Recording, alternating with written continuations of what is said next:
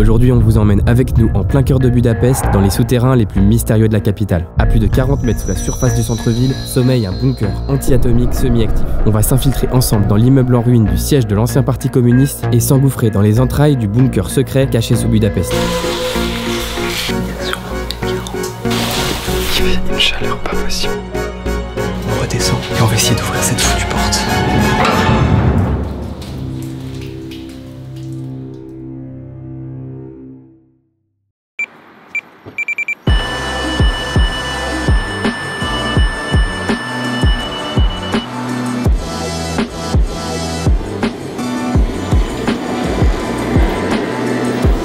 Bonjour à toutes et à tous, bienvenue pour cette nouvelle vidéo. Aujourd'hui je me trouve une fois de plus à Budapest en Hongrie. Vous l'avez vu dans le titre, on va s'infiltrer à l'intérieur d'un ancien bunker anti-atomique. Il est caché quelque part sous nos pieds à plus de 40 mètres sous la surface de la ville. Pour espérer y entrer, on va devoir localiser et s'infiltrer à l'intérieur d'un ancien bâtiment qui est complètement en ruine. Retrouver l'ancienne entrée du bunker, ça va être une aventure de dingue. Le soleil est déjà quasiment complètement levé, il fait moins 6 degrés. Il fait vraiment super froid. C'est parti, on va se diriger vers le centre-ville. Let's go.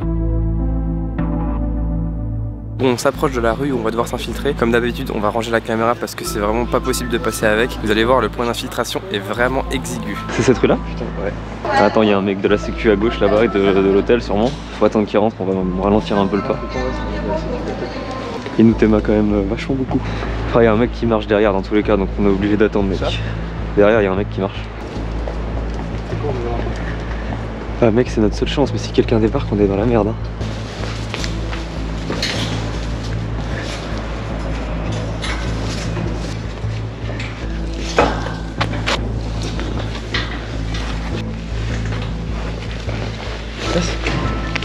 C'est pas tombé, mais ouais.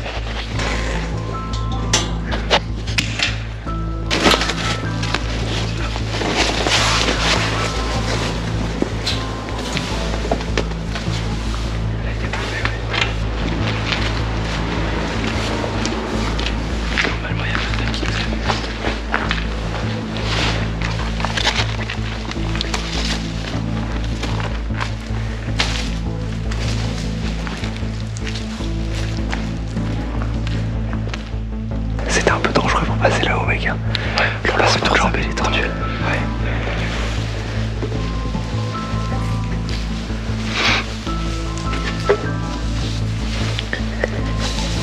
Il fait tellement froid, mec. On vient de rentrer dans les ruines d'un immense bâtiment. On est en pleine ville, on est dans une ruine. Et juste là, on a l'entrée d'un bunker. Truc très bizarre. Il y a une chaleur énorme qui s'échappe du bunker. Il est pas réellement abandonné, il est plutôt délaissé, mais normalement il y a encore l'électricité, etc. Il y a de grandes chances que les caméras soient toutes embuées parce que dehors il fait moins 5 degrés. On va s'infiltrer à l'intérieur. Mec, il fait tellement chaud en dessous. Mec, il fait au moins 30 degrés. Hein. Ouais. Il fait une chaleur de fou, mec.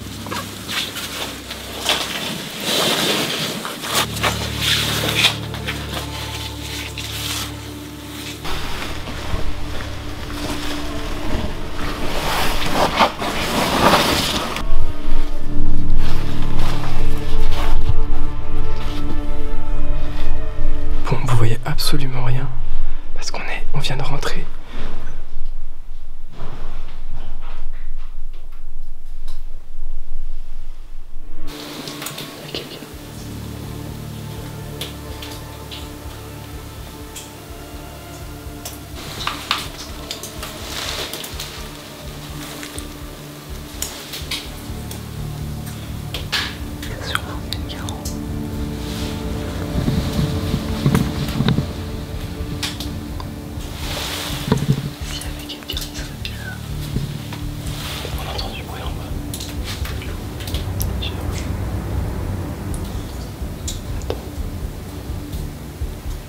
Par là les mecs de l'inspection, d'accord. Mec, ça pouvait être quoi le gros bruit là?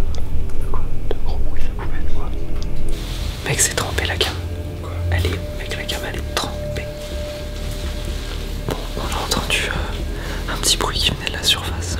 Là on est coincé dans un environnement chaud et humide. On va descendre dans le bunker, histoire de s'éloigner le plus possible des hauteurs du lieu.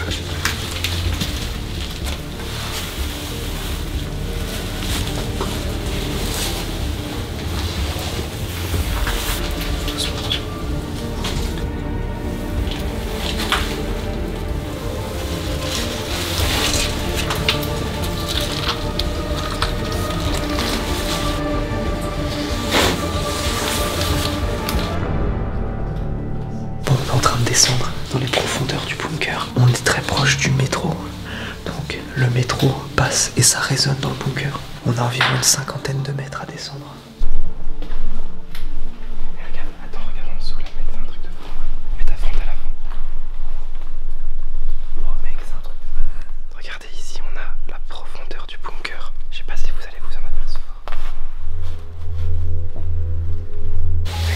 Il y a 50 mètres. Hein. Ouais, au moins.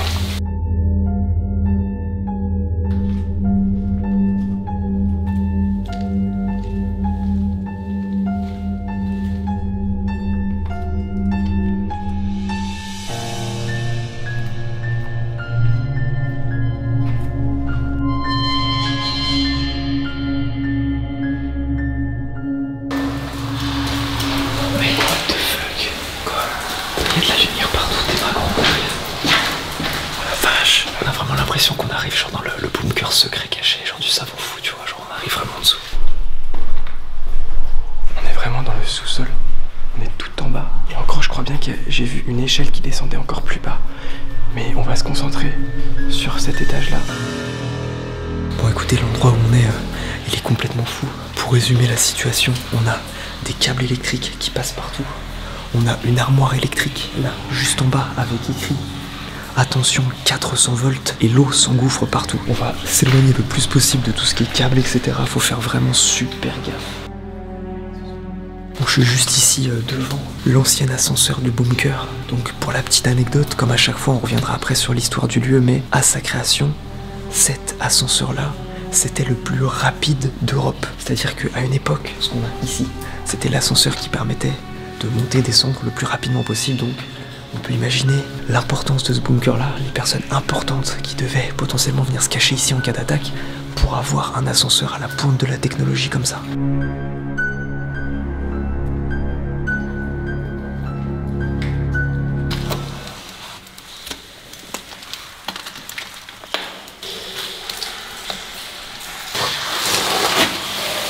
Ils sont bien pourris les barreaux, mec.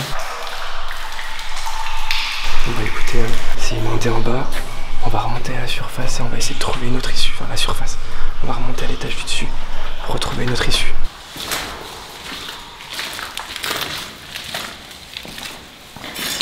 Bon là on a atteint un niveau d'exploration urbaine quand même un petit peu au-dessus de ce qu'on fait d'habitude. Donc là on va tenter d'ouvrir la porte blindée derrière nous, voir si l'accès se trouve ici ou pas. On a été en bas là sous nos pieds, on n'a pas trouvé d'accès, ou en tout cas les parties inférieures sont inondées.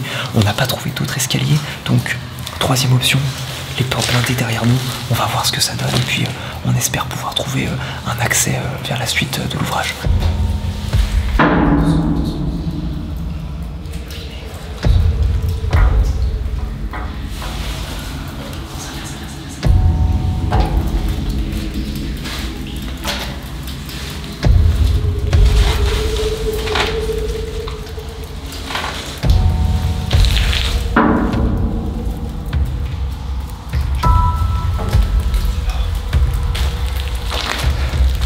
Je vais retourner dans la salle inférieure où il y a toute la machinerie, le tableau électrique, etc. Peut-être qu'on a loupé un passage, quelque chose.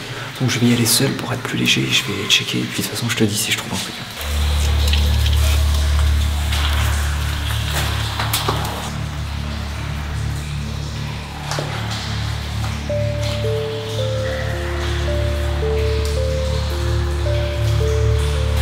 C'est forcément la porte blindée. C'est forcément la porte blindée, mec. Il n'y a rien en bas. On a tout essayé à l'étage du bas, donc là la seule idée qu'on a en tête, ce serait de remonter tout là-haut. Bon, c'est un échec.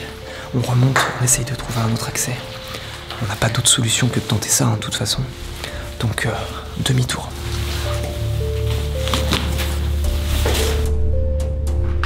Bon, je pars en repérage pour essayer de voir si on n'a pas loupé quelque chose dans l'autre escalier. Ça me paraît un peu compliqué. Mais on sait jamais.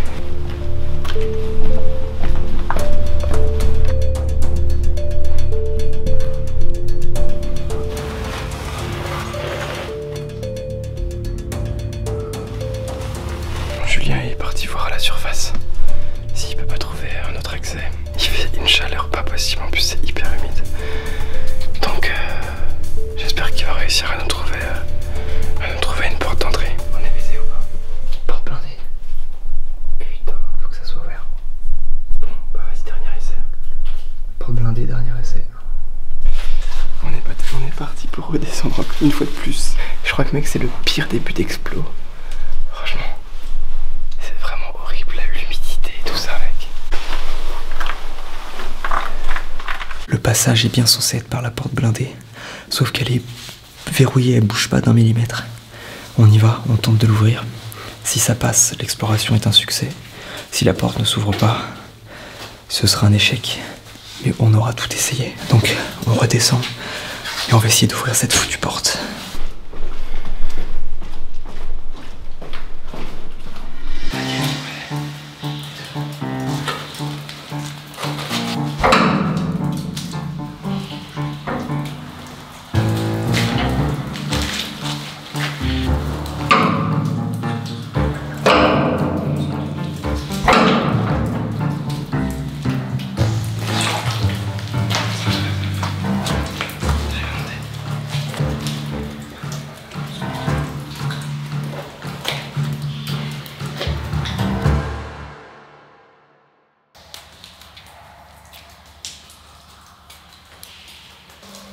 Bon, comme vous avez pu le voir, on a vraiment tout essayé ici. Je pense que les portes ont été fermées de l'intérieur puisqu'il existe évidemment plusieurs entrées pour ce bunker. Je pense que des gardes ou des personnes qui s'occupent de l'endroit peut-être l'ont condamné de l'intérieur, ce qui ferme définitivement cette sortie, enfin cette entrée ici. On est assez dégoûté parce que c'est un lieu qui nous tenait vraiment à cœur, ne serait-ce que pour l'intitulé de ce projet qu'on avait avec Louis, d'aller dans un bunker caché sous Budapest, un peu à l'image des catacombes qu'on connaît bien sous Paris. Malgré tout, je vais faire ici dans les escaliers, c'est finalement le seul endroit auquel on peut accéder avec la petite partie électrique en dessous. Je vais quand même vous raconter l'histoire de cet endroit incroyable. Ce lieu a donc été construit en 1952 pour Matyas Rákosi et les proches de son gouvernement. C'était le dictateur à l'époque en Hongrie et sa construction ne s'est terminée que en 1963. Juste derrière la porte blindée là-bas se trouve tout un système de ventilation qui permettait de filtrer toutes les particules radioactives qui pouvaient tout simplement être libérées lors d'un bombardement nucléaire. Actuellement, on est ici à plus de 40 mètres